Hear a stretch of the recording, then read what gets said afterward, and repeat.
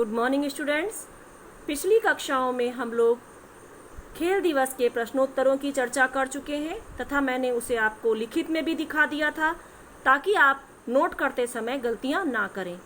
प्रश्न नंबर 6, सही कथन के आगे सही का चिन्ह और गलत कथन के आगे गलत का चिन्ह लगाइए। ये मैंने आपको होमवर्क में दिया था। एक बार मैं उसके उत्तरों की चर्चा कर लेती हूँ। पहला है, तोमोए में खेल दिवस 3 नवंबर को मनाया जाता था। ये सही है। दूसरा है, कार्प मछली दौड़ में एक ही बार में 4 बच्चे हिस्सा ले सकते थे। ये गलत है क्योंकि स्कूल में केवल 3 ही मछलियाँ थीं तो एक बार में 3 ही बच्चे हिस्सा ले सकते थे। नेक्स्ट है, माँ को ढूंढो खेल में बच्चे दिशा भूल जाते थे। यह भी गलत है। माँ को ढूंढो खेल में नहीं, कार्प मछली रेस में बच्चे दिशा भूल जाते थे। कार्प मछली खेल में बड़ों की भागीदारी अति आवश्यक थी। यह भी गलत है क्योंकि माँ को ढूंढो खेल में बड़ों की भागीदारी अति आवश्यक थी। फिर बच्चों को ताकाहाशी की जीत बहुत अच्छी लगती थी। ये भी गलत है क्योंकि हर बच्चा ये सोचता था कि अगली बार मैं ताकाहाशी को जरूर हरा दूंगा। अब जो नेक्स्ट क्वेश्चन है जीने की कला, उसके तीनों क्वेश्चंस आप कट कर लीजिए, इन्हें आपको नहीं करना है। अगला क्वेश्चन है भाषा कौशल। इसमें पहला प्रश्न है, अनेक शब्दों के लिए एक शब्द लिखिए। पहले का उत्तर दे ही रखा है, देखने वाले दर्शक। जो कोई भी चीज़ को देखते हैं, यानी कि कोई कार्यक्रम हो रहा है या कोई खेल हो रहा है, उसको देखने वालों को कहा जाता है दर्शक। और इसको इंग्लिश में क्या कहते हैं? ऑडियंस। इसी तरह से सुनने वाले, सुनने के लिए हिंदी में एक शब्द होता है श्रुत। उसी से ये शब्द बना है श्रोता। फिर विद्यालय में पढ़ने वाले विद्यार्थी, बेलन के आकार जैसा बेलनाकार। वर्ड से ही अगर आप अलग करके देखेंगे, बेलन आकार, आपको याद करने में भी आसानी रहेगी। अध्यापकों में सबसे प्रमुख, प्रमुख का मतलब होता है प्रधान, उसको हम प्रमुख कहते हैं, प्रधान। और आचार्य का मतलब होता है शिक्षक, टीचर। तो जो मुख्य होता है वो जो होता है प्रधानाचार्य, जिसको हम कहते हैं प्रिंसिपल। फिर चलते हुए चित्र। अब चित्र तो कोई चलते नहीं है, किसको चलते हुए चित्र किसको कहते हैं? जो मूविंग सीन होते हैं। हिंदी में कहते हैं उसको चलचित्र, इंग्लिश में आप कहते हो उसको मूवी। इसी तरह से विद्यालय में खेलों का दिन खेल दिवस।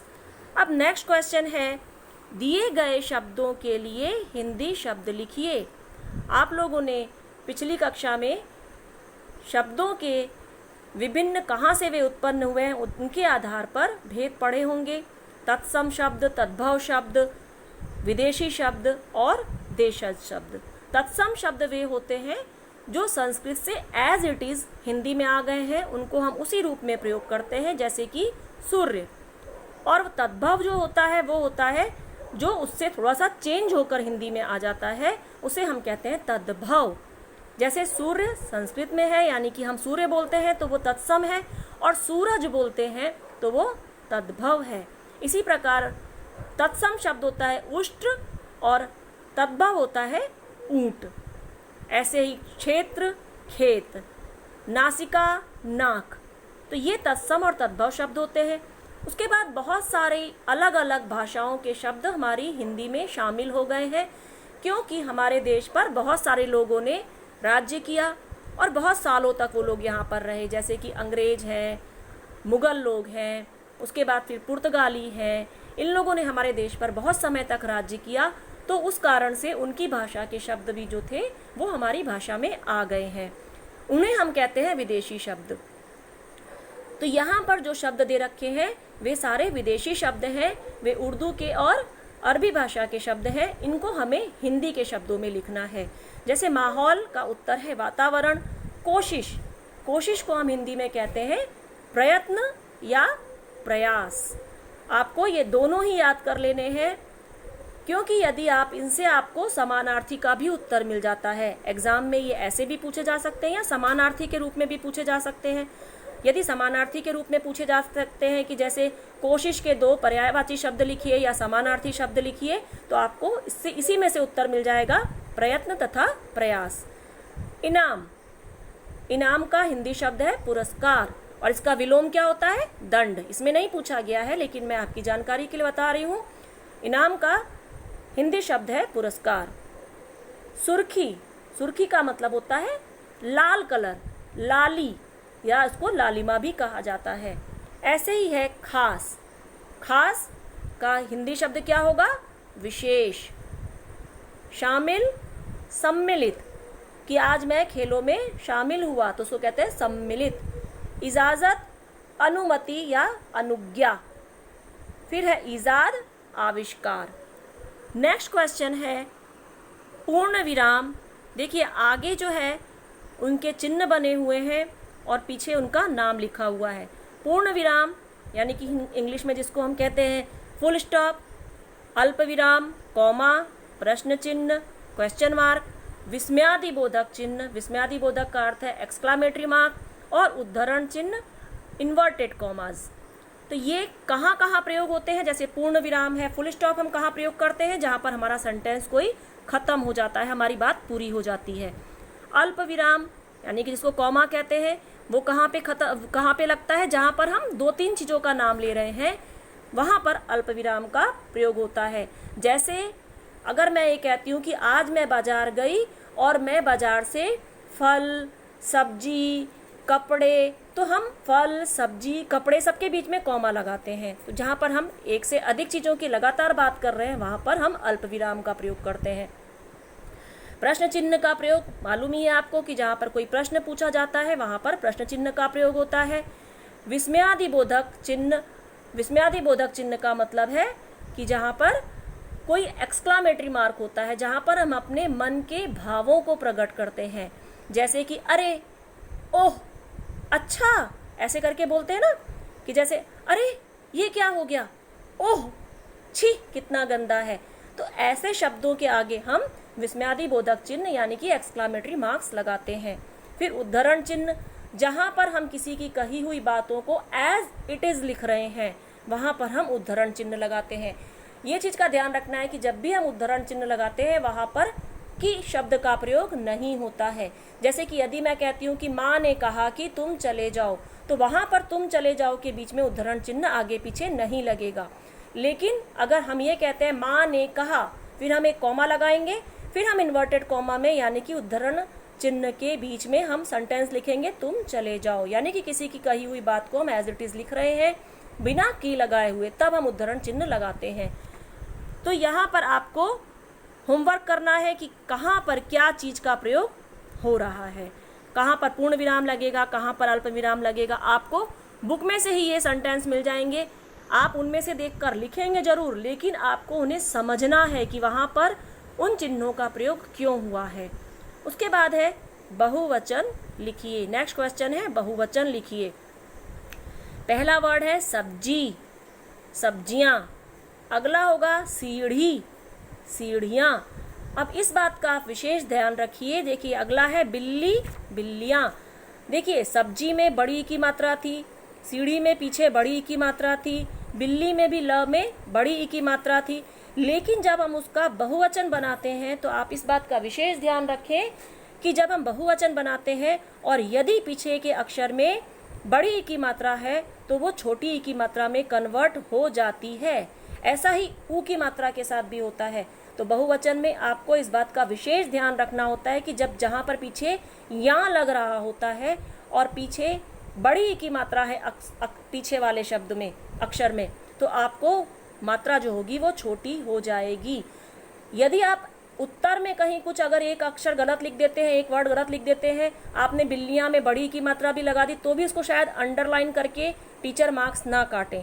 लेकिन बहुवचन में अगर आप इस तरह की गलती करेंगे तो आपकी मात्रा, आपके मार्क्स कट जाएंगे, क्योंकि उससे ये साबित होता है कि आपको वचन बदलने के नियमों का पता नहीं है। इसलिए इस बात का खास ध्यान रखें। बच्चे अक्सर ये गलती करते हैं कि वे क्या करते हैं, वचन बदलते समय मात्रा को चेंज नहीं करते हैं। तो आपको ये ध्यान रखना है। अगला है मछली, मछलियाँ। मूली, मूलियाँ। पेंसिल, पेंसिलें। अब यहाँ पर कोई मात्रा नहीं थी तो यहाँ पर पेंसिलें हैं। अब आप बार बार मैं कह रही हूँ कि अक्सर हम दुकानों में भी देखते हैं कि ये गलती हुई होती है। कई बार दुकानों में ये लिखा होता है मिठाई ऐसा होगा, तो उसका अगर हम बहुवचन बनाएंगे तो क्या हो जाएगा, मिठाइयाँ।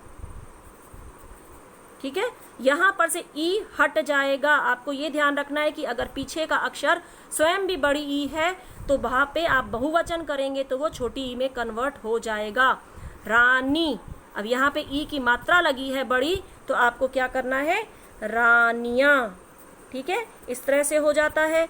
उसके बाद जैसे है दुकानों में कई बार मैंने देखा है बहुत जगह गलती लिखी होती है, लिखा होता है दवाई, और क्या लिखा होता है दुकानों पे आप देखना अक्सर लिखा होता है दवाइयाँ। ये गलत है, दवाइयाँ इस तरह से लिखा जाता है दवाइयाँ, क्योंकि ये नियम है कि यदि बड़ी ई भी आ रही है लास्ट में तो आपका जब बहुवचन होता है तो वो छोटी ई में कन्वर्ट हो जाता है। तो इस बात का आप विशेष ध्यान रखेंगे, वरना आपके मार्क्स कट जाएंगे। नेक्स्ट क्वेश्चन है संख्यावाचक विशेषण। संख्यावाचक विशेषण संज्ञा या सर्वनाम की संख्या का बोध कराते हैं। संख्यावाचक विशेषण क्या होते हैं, आप लोग विशेषण पढ़ चुके हैं, मधुलिका मैम आप लोगों को विशेषण पढ़ा चुकी होंगी। संख्यावाचक विशेषण में क्या होता है, जब हमको किसी विशेषण का नंबर के रूप में हमको विशेषण लिखा होता है, हम उसको संख्यावाचक विशेषण कहते हैं। जैसे 1, 5, कुछ इस तरह के, जिससे हमको संख्या का पता चलता है, उसे कहते हैं संख्यावाचक विशेषण। अब संख्यावाचक विशेषण जो होते हैं वे दो तरीके के होते हैं। एक तो होता है निश्चित संख्यावाचक और दूसरा होता है अनिश्चित संख्यावाचक, जहाँ पर हमको क्लियर रूप से काउंटेबल जो चीज़ें होती हैं हमको पता चल रहा है कि वो कितनी है, कोई निश्चित संख्या आई है उसको हम निश्चित संख्यावाचक कहते हैं।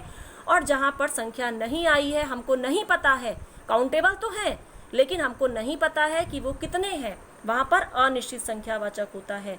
जैसे लकड़ी की आड़ी रखी टोकरी में से एक लिफाफा उठाना पड़ता था।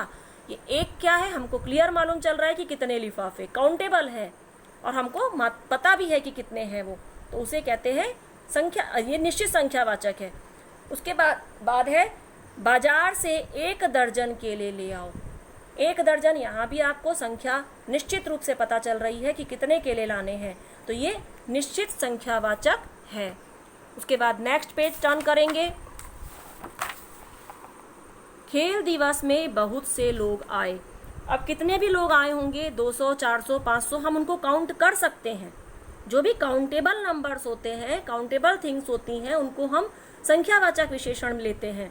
लेकिन जहाँ पर हमको ये क्लियर नहीं पता है, हमको क्लियर नंबर नहीं दे रखा है, वो अनिश्चित संख्यावाचक होता है। जहाँ पर नंबर दे रखा है वो तो निश्चित संख्यावाचक है, लेकिन जहाँ पर नहीं दे रखा है, जैसे बहुत से लोग, अब काउंट करने बैठेंगे तो पता चल जाएगा, लेकिन फिलहाल हमको नहीं पता है कि कितने लोग, तो ये है अनिश्चित संख्यावाचक। क्योंकि ये काउंटेबल है इसलिए संख्यावाचक विशेषण है, पर कितने हैं ये अभी हमको नहीं मालूम है, इसलिए ये अनिश्चित संख्यावाचक होता है। फिर कुछ बच्चे मैदान में खेल रहे हैं। अब वे कुछ बच्चे 4 भी हो सकते हैं, 10 भी हो सकते हैं, 2 भी हो सकते हैं, 20 भी हो सकते हैं। तो यहाँ पर हमको नहीं पता है कि कितने बच्चे, इसलिए जो है हम इसको अनिश्चित संख्यावाचक विशेषण होता है ये।